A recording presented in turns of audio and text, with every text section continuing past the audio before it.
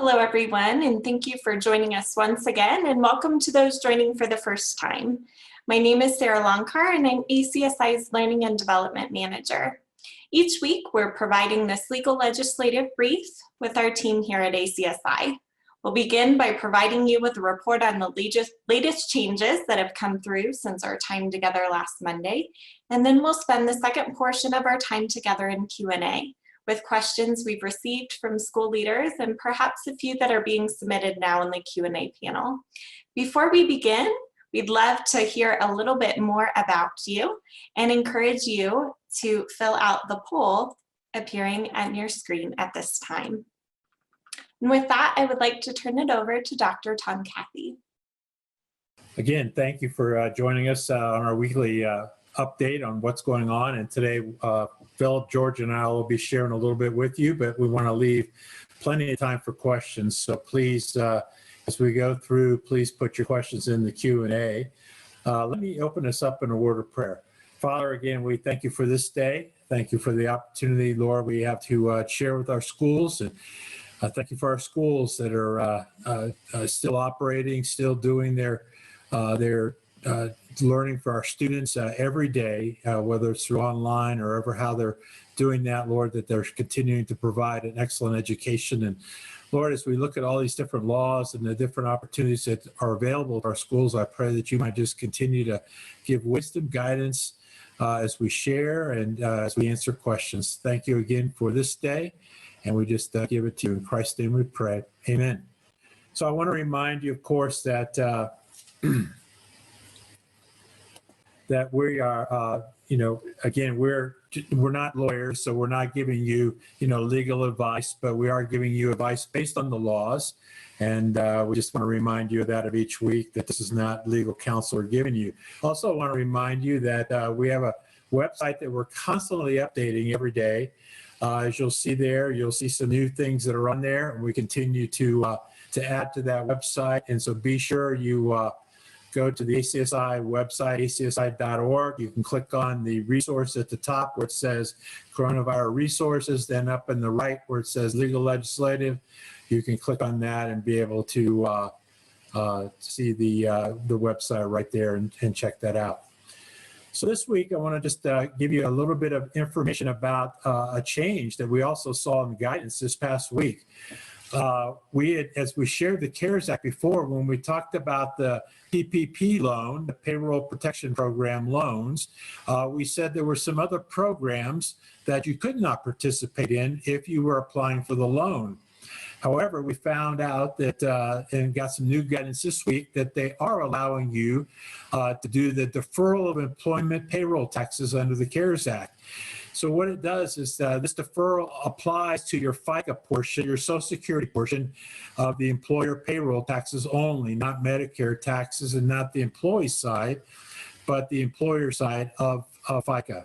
That deferral of the deposit is permitted starting March 27th, which goes backwards, and you can, even though you may have already submitted your taxes for the month of March, there will be guidance coming out on how to handle those deposits that were due between March 27th and the 31st, but you can actually go back and be able to defer those also. The IRS is revising the 941 form to reflect the deferral process. So again, the 941 is the form that you process to do all your payroll taxes, Social Security taxes, Medicare taxes on a quarterly basis. So you want to be sure if you're working with a payroll company that you talk to them now about deferring these taxes. And here's the benefit. First of all, if you're a recipient of the PPP loan, you can defer those taxes that were due from March 27th all the way till the time your loan is forgiven. So if you get the loan and your 8 weeks starts counting, at the end of that 8 weeks, when that amount is forgiven, you would stop then deferring those payroll taxes. However, the amount you had deferred between March 27th and the date your loan's forgiven, which could be, up to probably up to 12 or 14 weeks of that Social Security deposit, that will not be due until December 31st of 2021.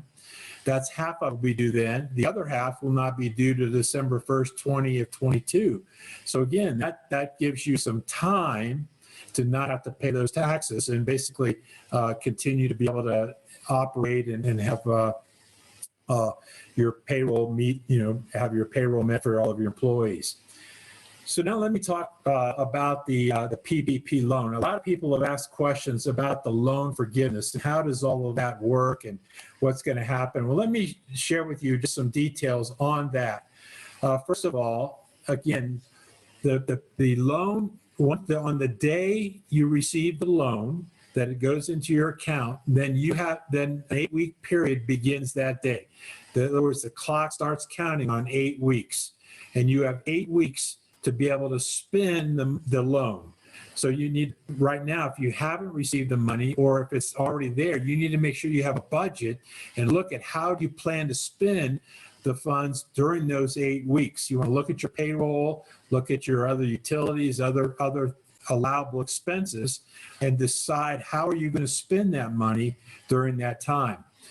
You want to make sure that loan is deposited in a separate checking or savings account so that you have good documentation. When you pull that, you'll go ahead and pay your payroll and then pull money out of that checking account and move it over to your general checking account. And that gives you clear documentation that you're only using that for the approved expenses. Then you want to make sure that you spend at least 75% of your loan on payroll costs over the 8-week period. Remember, payroll is more than just salary. It includes all the benefits, health insurance, retirement benefits, all those things that you pay as an employer. So you want to be sure you include all that in your budgeting process. And to have the loan totally forgiven, you must spend at least 75% on payroll. The amount you pay out in approved costs for the 8-week period will determine your maximum forgiveness. So example is if you got $100,000, then during that 8 weeks, you spend only $90,000, then that will be your maximum amount that's forgiven. However, there are some things that could lower that amount. So let me explain. There's two ways, two things that the government's going to look at to decide how much gets forgiven. They're going to look at first your maximum amount you spent, and they're going to determine that amount. And then they're going to look at your FTEs during that time, and they're also going to look at any reductions in salary. And I'm going to go through those and explain both of those for you. First of all, you need to measure your full-time equivalents, your FTEs, during the 8-week period. So you need to keep track of everybody you're paying during that 8-week period, all of those that add up to full time. So you need to take everybody that you're paying during that time. You need to total up their hours worked in the 8 weeks. So however many hours that equals, then divide that by the 8 weeks. That'll give you the number of hours per week. Then you'll divide that by 40 to get your average FTE. So example, let's say you add up all of your employees' hours during those 8 weeks, and it comes out to 1,472 hours. You then divide that by the 8 weeks to determine how many hours per week, which would have been 184 per week. And then you divide it by 40 hours in a work week, and that comes up to 4.6 FTEs.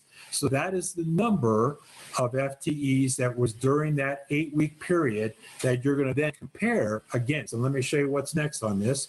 So you're going to compare that average, which was that 4.6 or whatever your number would be. You're going to compare that then to the average FTE to one of two baselines. And you can make your choice on this based on whichever has the fewer FTEs. So you're going to go back and you're going to look at your payroll from February 15, 2019 through 6/30/2019. And there you're going to then look at what is your average, or you're going to look at 1/1/2020 through 2/29/20, and whichever has the fewer FTEs is the amount you will compare against. So again, if you have 10% lower in FTEs, then your forgiveness of the loan will be lowered by that amount. So again, that 10%. So if you go back to our example previously of the 4.6 FTEs, whatever percentage comes out, if it's lower than that amount, then you're going to have to lower the loan forgiveness. If it's the same or higher, then there's no penalty there as to the forgiveness. You'll still be able to get it all forgiven that you used during the 8-week period. The second piece is that they'll look at, it also can be reduced dollar for dollar for major reductions in wages over the 8 weeks.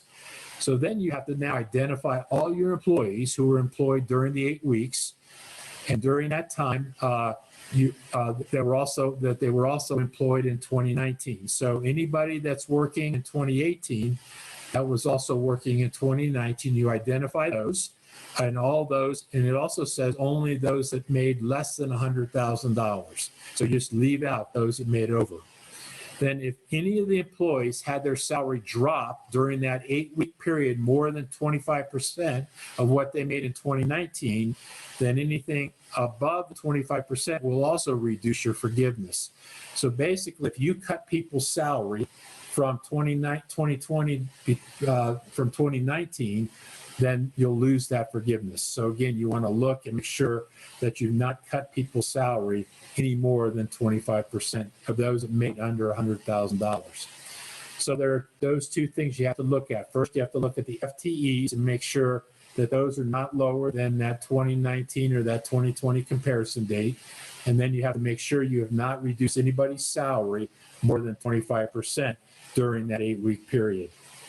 Now, there are two things that are automatic fixes to the headcount, and to the salary.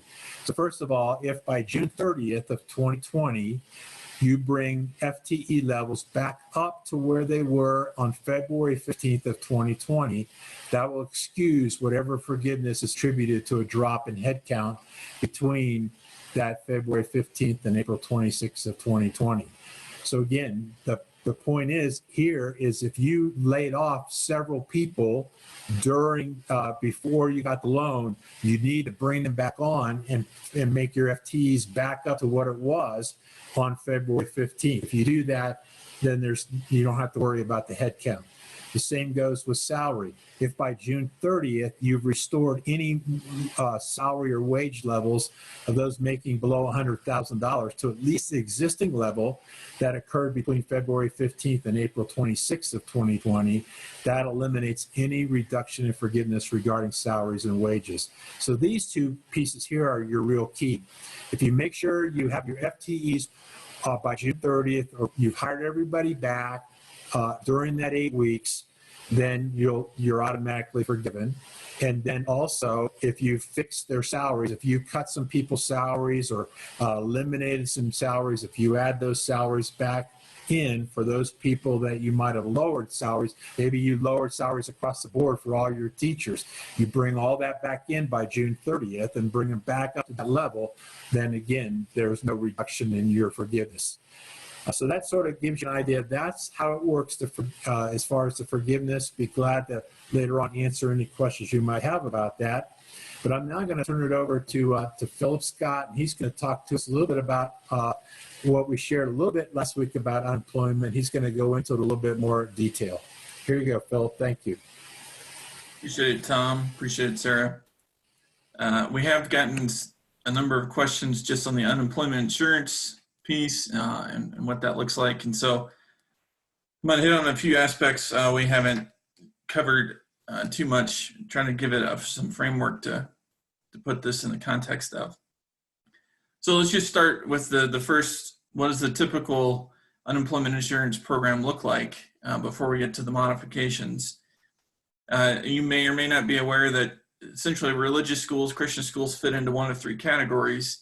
And every state does this a little different, but essentially you can be put in the general system, which is you're treated like a nonprofit. You're paying on a regular basis into the unemployment insurance program in the state. State tells you what that rate is, and then you pay that.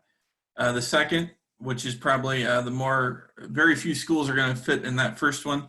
Majority of schools are going to be in that second or third category. The second category is you don't pay anything into the system until a former employee starts to receive benefits, and then the state will come back to you and say, hey, we've paid out X number of dollars. You need to enter into a repayment reimbursement type of setup with us to make the system whole.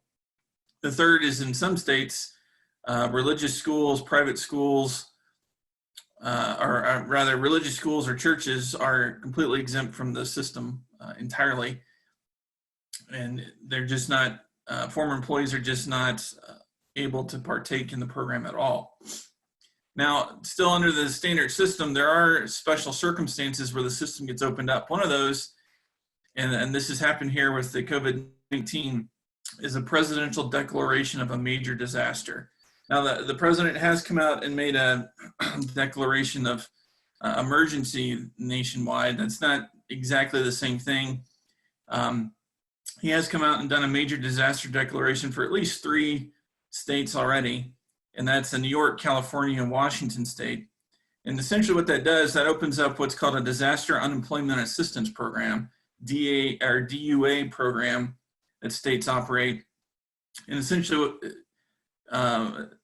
it just opens up the program to pretty much allow anyone in. That's a bit of an overstatement, but for those that are in that second or third category of a religious school and how they are treated in the unemployment insurance program, this opens that program up. And so at least in these 3 states, maybe others, depending on what the president has done or will do. So places like Louisiana come to mind, Illinois come to mind, where these special declarations may also take place. Next. Another issue is going to be the distinction.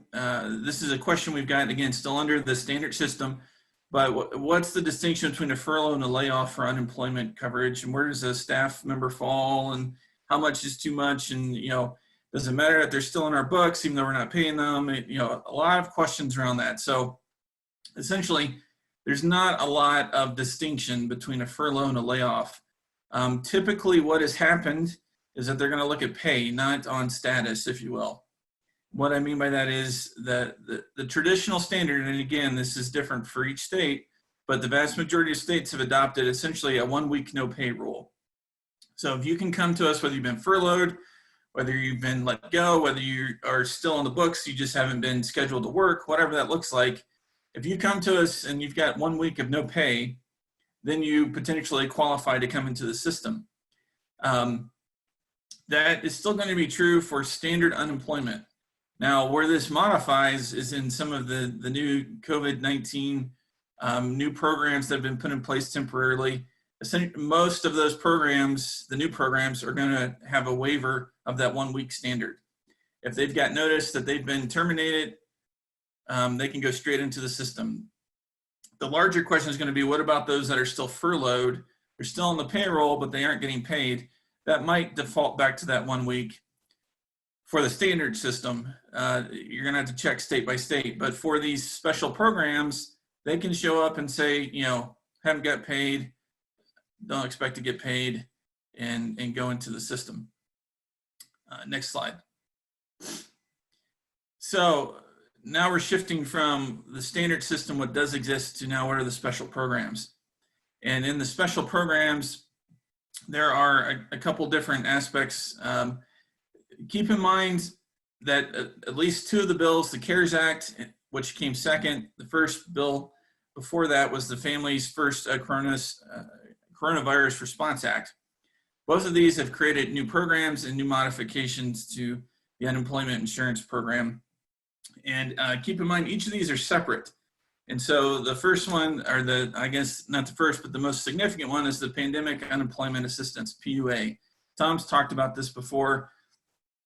Essentially, it creates a new form of unemployment insurance for limited duration for specific aspects tied back to COVID-19. Very similar to, again, what Tom has talked about in previous weeks about this new paid sick leave or this new FMLA protection that is provided if it's a COVID-19 related illness or instance where you lose your, in this case, where you lose your job. So this is a new part of the program. It also expands it up to 39 weeks, which for a lot of states, they're at 23 or 26 weeks. So it additionally expands that. Tom has also talked about it, so I won't belabor it, but there is for those who do the reimbursement program, which is a lot of schools, there is a 50% relief on that repayment back to the state. And then for those that are typically never in the system, if you remember back to that first slide, 1, 2, and 3 different ways you can participate potentially. That third one, where you are never in the system, this also opens that back up intentionally to add things like churches, religious schools, other nonprofits that are typically excluded. The other program I'll just mention real quick is the PUC, Pandemic Unemployment Compensation piece. It adds an additional $600 per week in unemployment. So those are all stacked. So potentially someone can be making more on unemployment than they can in their job. The government realizes that, but that has specifically been allowed, that these different programs can overlap each other, or they can operate in a different way. It's up to the state on how they want to do that. The last piece, which is very interesting as well, is this short time compensation program. Typically you're either working or you're not for unemployment. Here, if your hours have been reduced, you potentially can apply for a prorated or partial unemployment benefit.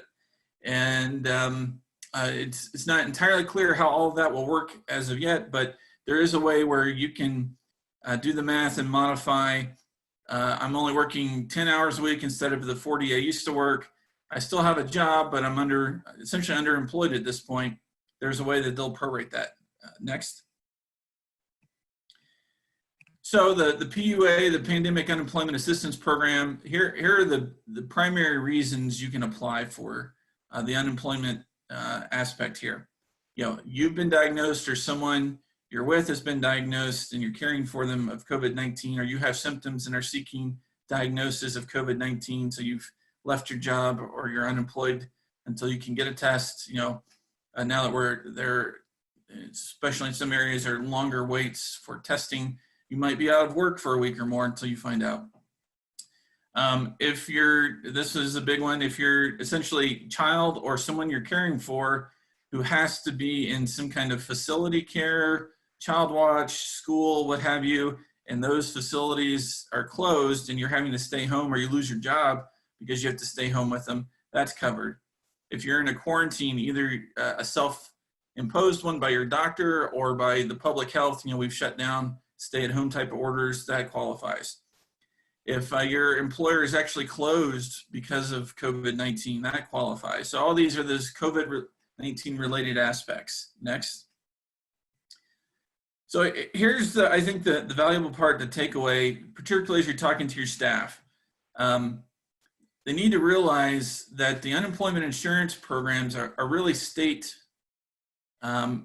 creations. It's a federal program, but the states individually adopt and set up the rules and regulations for how these work and who gets covered and what are the qualifications and all the rest. There's a lot of similarity between them, but every state has its own ability to do this. And so what you have to realize is the feds have now created this, but it now has to trickle down to the state level.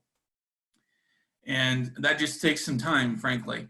What I am seeing thus far is a number of states are backdating the benefit dates back to the mid-February date that's been given for a lot of these bills. And so even though the benefits might not start until now, if you were impacted back to that February start date, you'll get the benefit retroactively. Also keep in mind, we've heard a lot, staff are going to their unemployment office and they're saying, unemployment office is saying you don't qualify, right? Well, there's a couple reasons they may be saying that. For one, some of these states are actually treating these as completely separate programs, and in some sense they are, right? So you might apply for unemployment insurance, but you also might need to apply for the pandemic unemployment coverage, right? And which is potentially separate, potentially is a separate process, a separate application. I'm aware of states that are doing that. And so your staff need to be aware of that, particularly those that are impacted. You also need to be aware that states are working on implementation still. To give you one example, the state I'm here in Colorado, they just today released how this is going to work and open up applications for the pandemic unemployment assistance and the pandemic unemployment compensation program. And so this is taking a little bit more longer to do than, say, the PPP program and some of the others. The last thing is, these in some ways are not required programs, meaning the states do have to actively adopt and run these programs, these special COVID-19 programs that have been created. Now, that being said, I don't see any reason why a state would say, no, we don't want the money, right? Because what the feds have said is, if you create these programs and provide these benefits in X, Y, and Z fashion, we will reimburse you, state, right? We will cover the cost of that. And so if you're a state, essentially this is free money to help your economy continue chugging along. And so why would you not do this?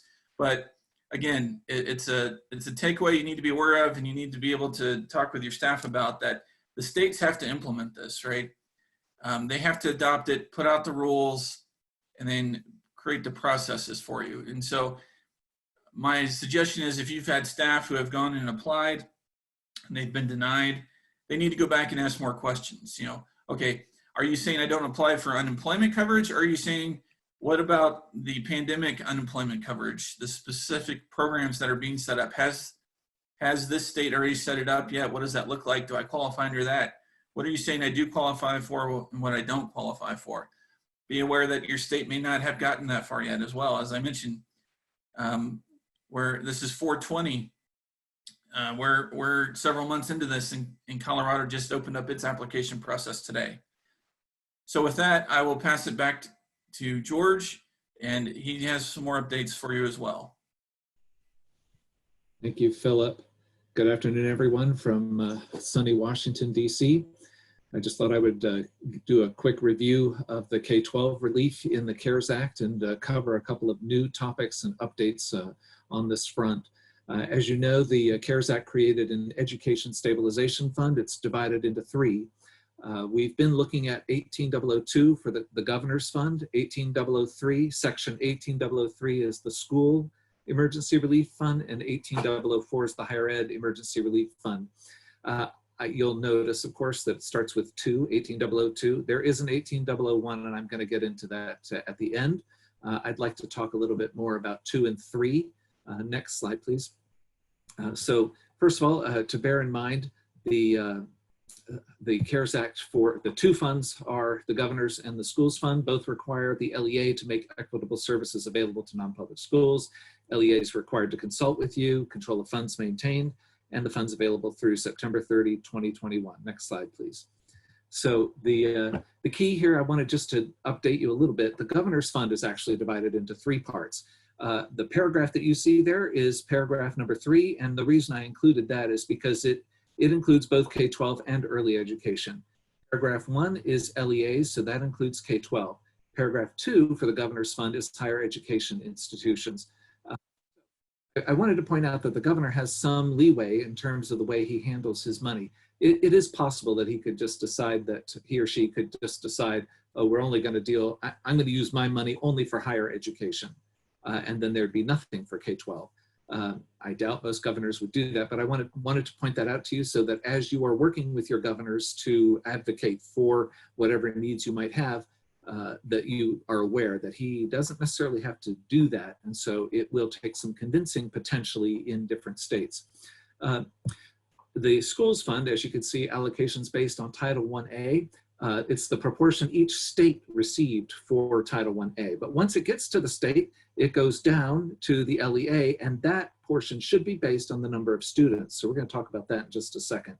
The law authorizes 12 uses of funds. We covered that in previous presentations, and the list of 12 is available on the earlier sets of slides.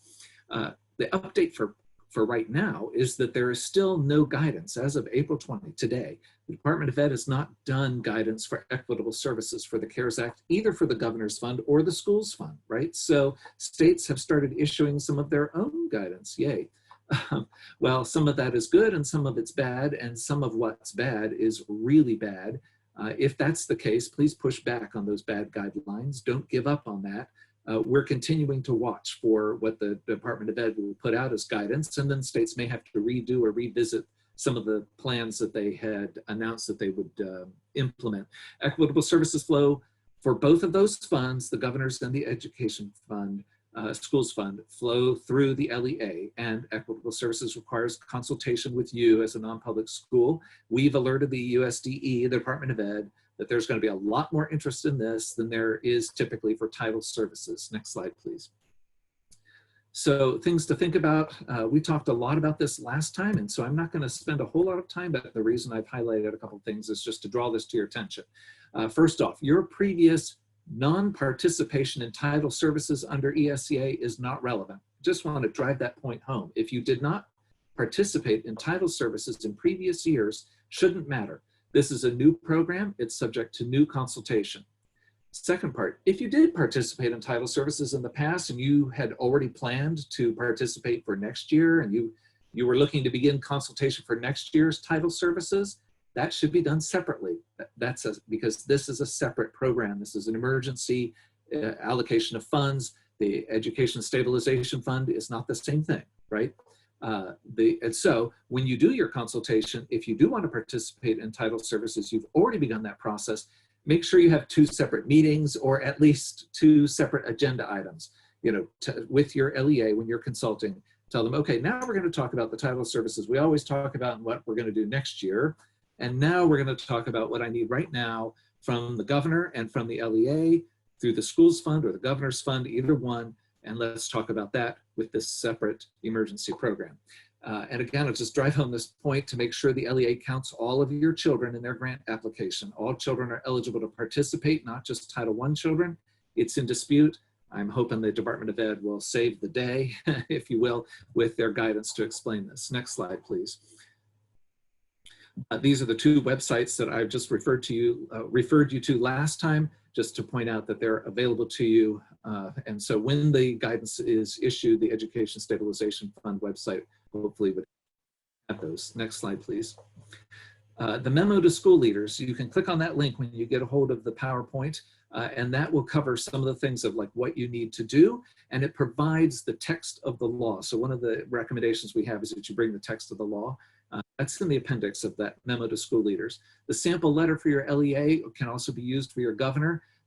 And basically the sample letter is, you telling them, here are the things that we will need. Next slide, please.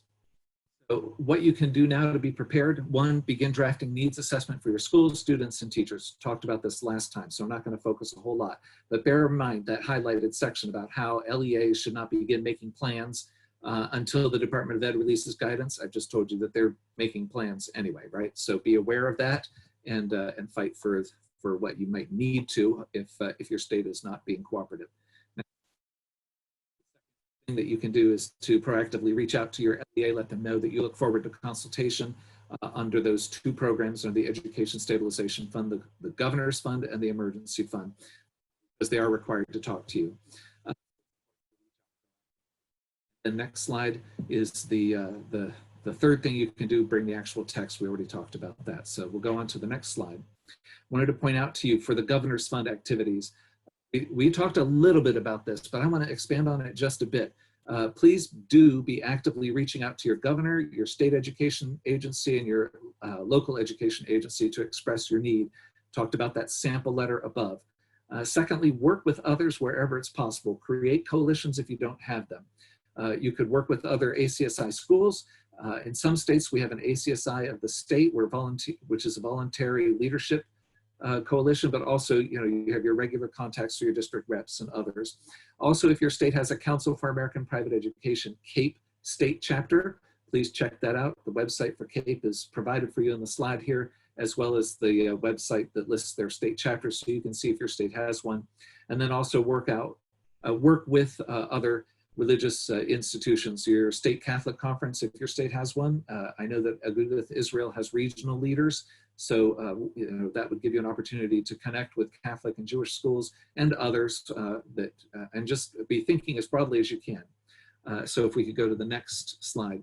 So, and I would just say that as you're reaching out to the governor, if to use Virginia as an example, ACSI has like 90 member schools, and sure, 90 schools can send the governor a letter saying, here are what things that we need, and we need you to be considering non-public education, that is going to be a good thing. But also, if those 90 schools got together with all the Catholic schools and with all the Jewish schools and came up with a succinct letter, that may help.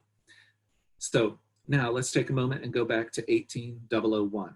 So I showed you on that first slide of, we've always talked about 1802, 3, and 4. So 18001, this is off the top discretionary funding for states with the highest coronavirus burden. So 18001A has 3 sections. Section 1 is to provide funds for outlying areas. I believe that would be the territories, and that's 0.5% of the funds off the top. Section 2 is for the Bureau of Indian Education. That's another 0.5% off the top. And then number 3 is 1% in grants to the states. And again, the states with the highest coronavirus burden to support activities under the Act, which the state, and then the secretary will give a notice inviting applications not later than 30 days, and then approve or deny them not later than 30 days after that. So let's go to the next slide. So what this 18001 does is, if you are in a highest burden state, it's another area of assistance that you might need to be prepared to pursue. So I know this would only be a handful of states, but really need to point this out to you. And we don't know what states it will be. It's up to the secretary and then up to the state of how this works. It's discretionary. It's an education stabilization fund. I emphasize that point only to, say that 1% of funds that go to the states and that 0.5% that goes to the territories or the BIE, that's not going to go to roads. That's going to go to education somehow. The issue, once again, there are simply no guidelines yet. What's a highest burden state? How is that described? But the bottom line is the secretary has to issue a notice inviting applications within 30 days of enactment.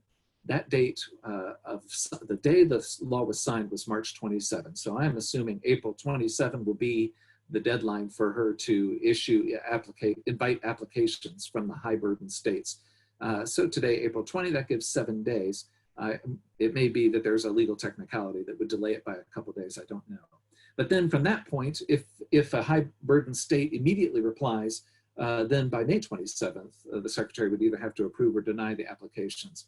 And like I said, only the states with the highest coronavirus burden, and there's no definition for that, but 1% of 30 billion is 300 million, if my math is right.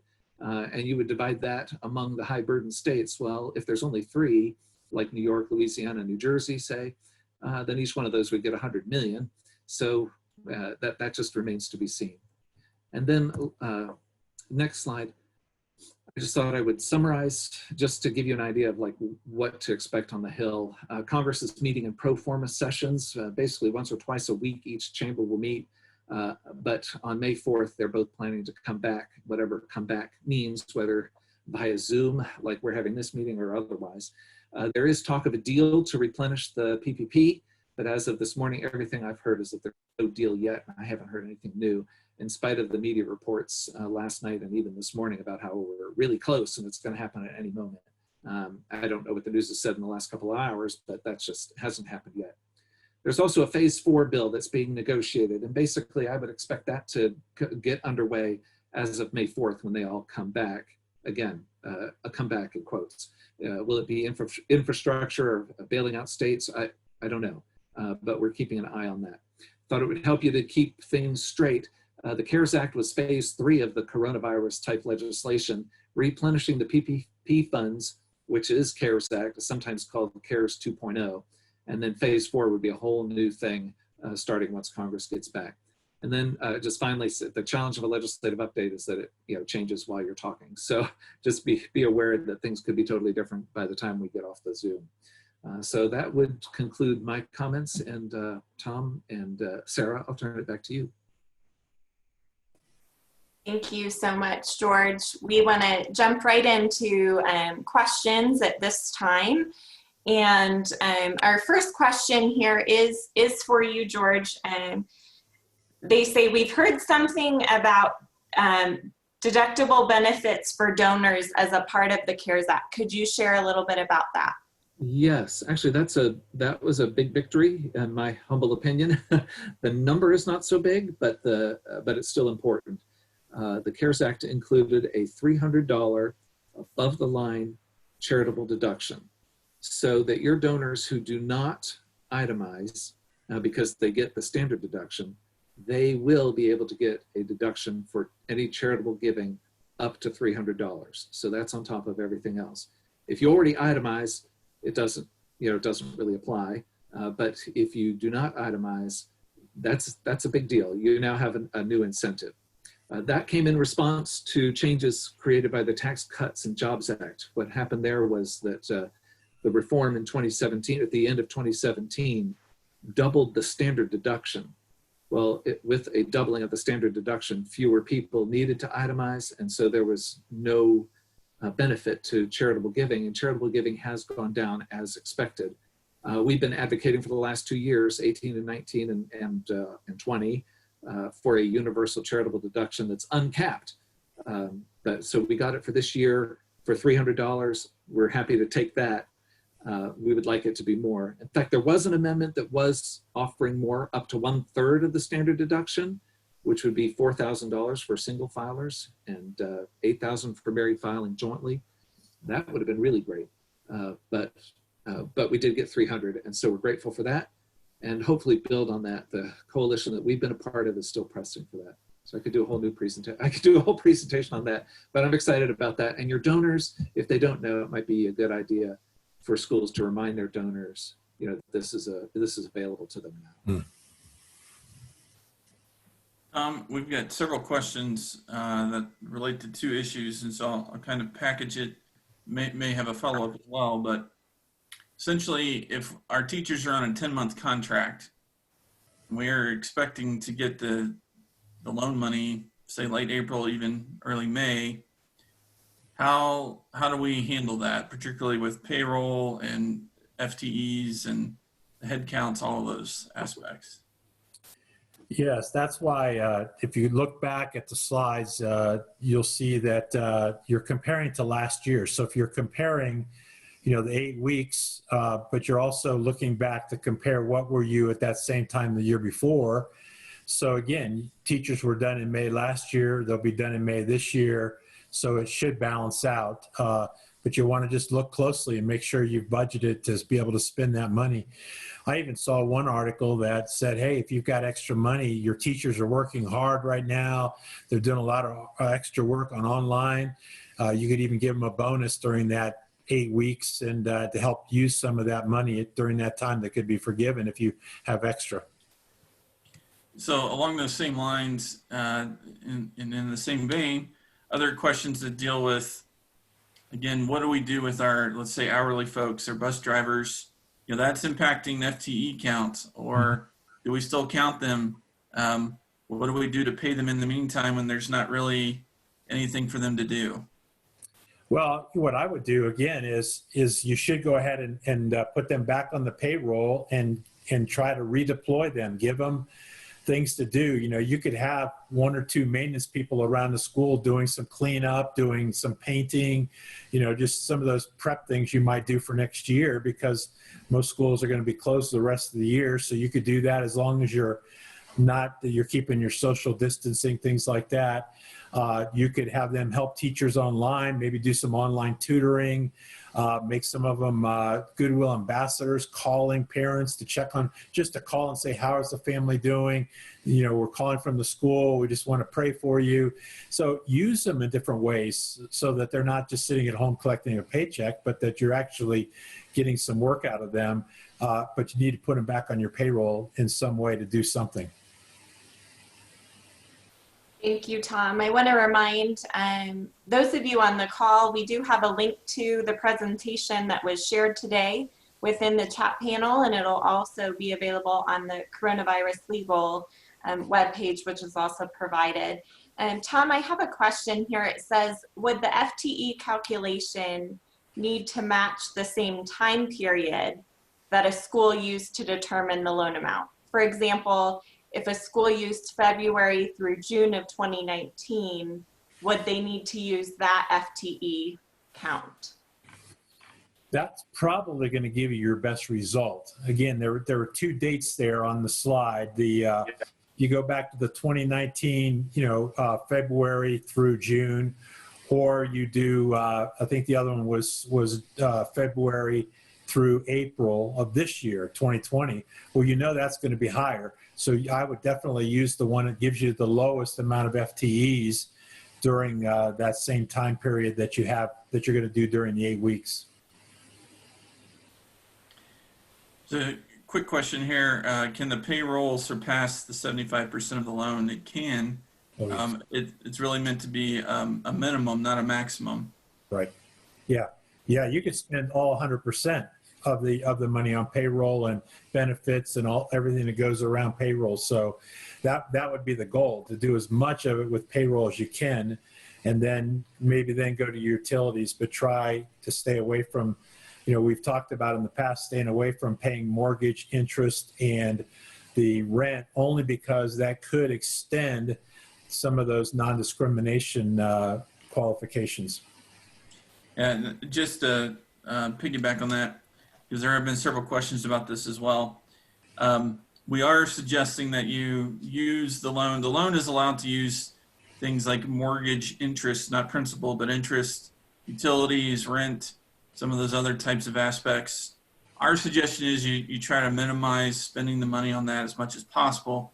And to Tom's point, the reason why is the regulations talk about how long do the rules last, and it lasts for the life of the property, or potentially can last for the life of the property. So if you buy, I'm using this as an example, it doesn't say you can do this, but let's say you bought a computer, the regulations that applied to that computer would last for the life of it.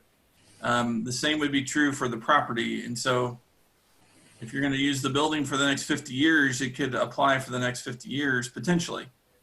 The problem is we don't know, because no one's using the money to pay for a building, right? So what does that mean when we talk about rent? Or what does that mean when we talk about mortgage interest? Not principal, just interest. So we're not saying that they will attach, but better safe than sorry is kind of the mentality that we're suggesting you use. The other thing that ties in with that is that you don't have to use all the money within those 8 weeks. Again, you've got to look at it as a two-phase thing. One is getting the loan. The second is, how do we spend the loan within the parameters so that it's forgiven?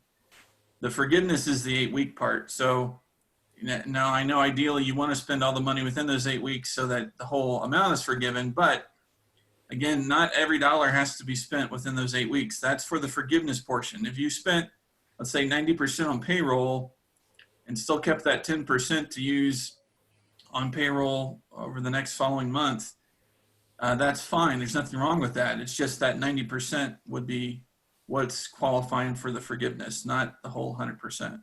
So hopefully that clarifies the number of questions we had there. George, there's a couple questions, and Tom maybe as well, that ask what about when we're looking at equitable services, that we're pulling from multiple counties, but we only work with the local LEA, and they say they only want to work with the local students that are in their district. How do we handle that? We've never worked with another LEA before. Do we have to go to multiples? What does that mean? Well, if you follow the current pattern, and it's interesting because the way the law is set up is that you're to work with the LEA where the school's located.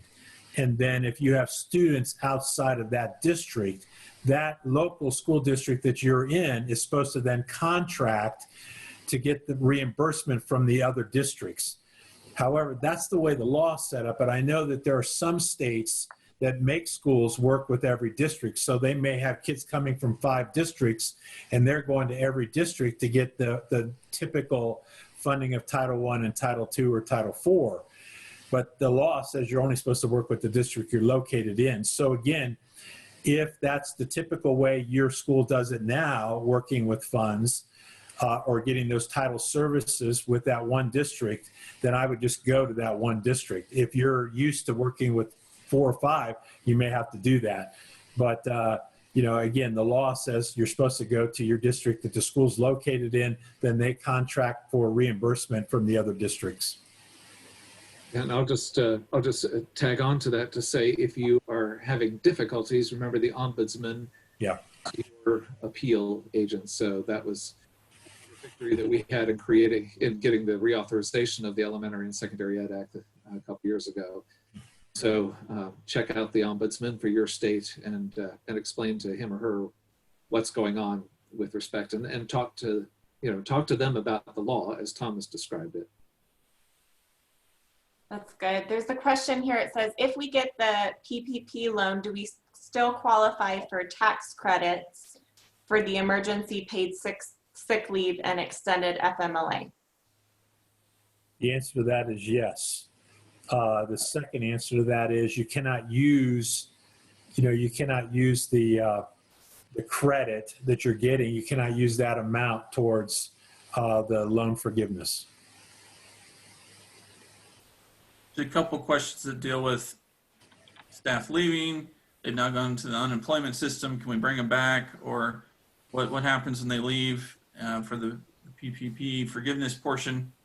There's nothing wrong with bringing them back. I think the reality is, though, if they are double or triple stacking some of these benefits and actually making more by staying home, you might have a little trouble bringing them back. So that's something to look at. But in fact, we would encourage you to do that, again, to try to maximize the loan forgiveness as much as possible. Another specific one that ties in with that, they had a staff member that left prior to the school closing due to the government shutdown. Do I need to continue to back pay her even though she left in order to get the loan forgiven? And Tom, I'll kick that to you, but I'm gonna say, if she's not working for you, she's not on your payroll, you shouldn't be continuing to pay her. But Tom, I'll throw that one to you for more response as well. Yeah, I would say, so was she, Philip, is she not working at all but being paid? She actually left the school. Oh, left the school. This is in regards to how the loan forgiveness portion and how that plays in with the head count. Yeah, if they're no longer employed, then yeah, you can't count them at this point, right?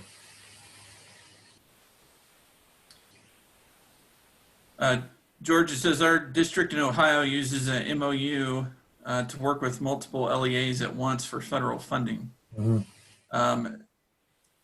And I guess you just talk a little bit about that. Is that still something that's going to be allowed under the new, these new dollars that are flowing through title type of setup?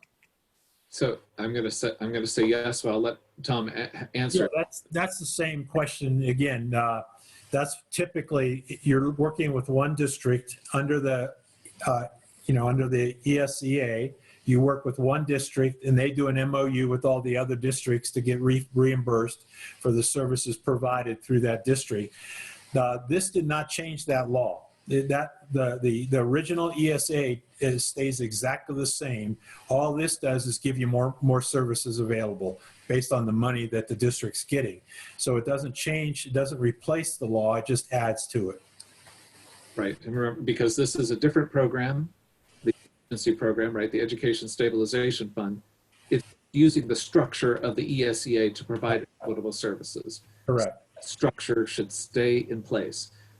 Schools that participate in title services will know that structure, but for schools that have typically not participated, this is new for you all, and so it will be a bit of a learning process in order to accommodate that and make sure that you understand. Yeah, and George, the way they can do that too is now's the time to be contacting your LEA, that's your local school district, and saying, we have not done consultation in the past, but we do want to do it now.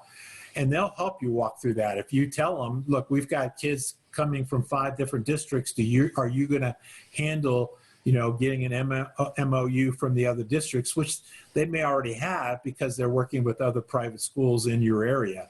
So again, the best thing you can do right now is start asking your LEA, get a hold of that district office and say, I want to talk to the person that's responsible for title services. and then start talking to that person that's responsible for those services and ask them about these new funds that are available and when can you do consultation, because you do have needs. And then if I may, there are two funds which will be going through the LEA. One is the governor's fund and one is the school's elementary and secondary education fund.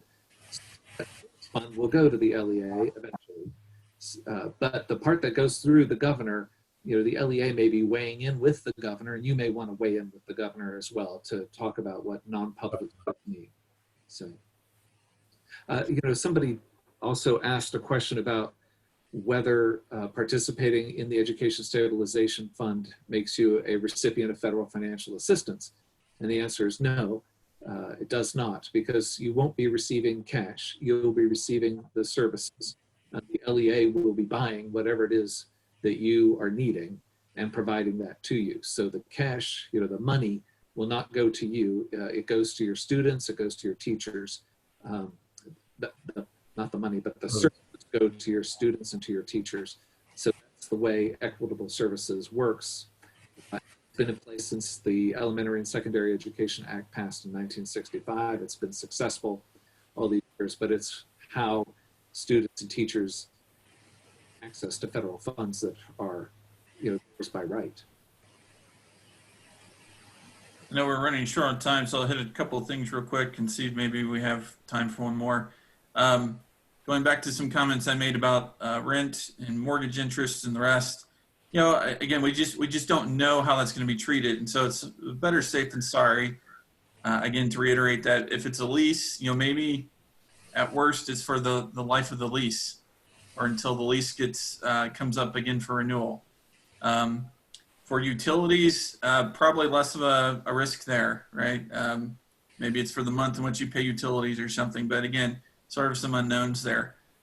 And yes, I am saying the way it is drafted, these unemployment insurance provisions, it was designed to expand coverage for those who are typically not in the program. Now that's going to be, again, a state-by-state basis, so I can't tell you what that looks like on a state-by-state level, but the specific intent was to include people like self-employed, in some cases independent contractors, and faith-based entities, churches and religious schools that are typically not in the system. And so again, you're going to have to go to your state's unemployment insurance program, see how they're doing that, if they've even done it yet, how are they going to address this. My strong gut feeling is they're not going to leave money on the table, and so they're going to find a way to adopt rules to implement the federal program.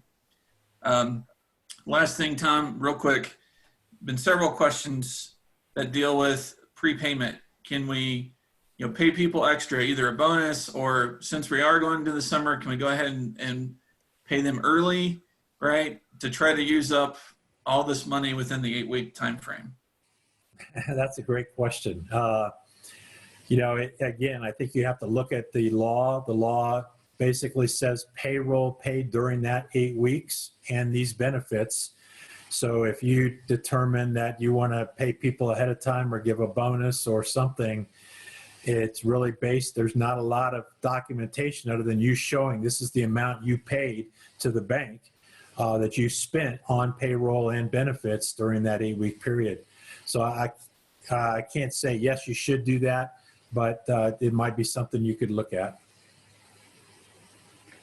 Thank you. Well, I think that's all that we have time for today. I do want to remind those of you that are on the call, we do have the recordings for our past sessions, as well as the presentation and materials available on acsi.org on our specific webpage for coronavirus and legal legislative. If you have questions that were not answered today, or something that comes up between now and next week, we do encourage you to reach out and submit it using that links available on that page as well. The recording for this will be available beginning tomorrow. Just want to thank our legal legislative team here at ACSI for all of your hard work in preparing us and giving us these updates. Thank you for that, and we look forward to seeing you all next week. Thank Goodbye. you, Sarah, for your work too. Thank you.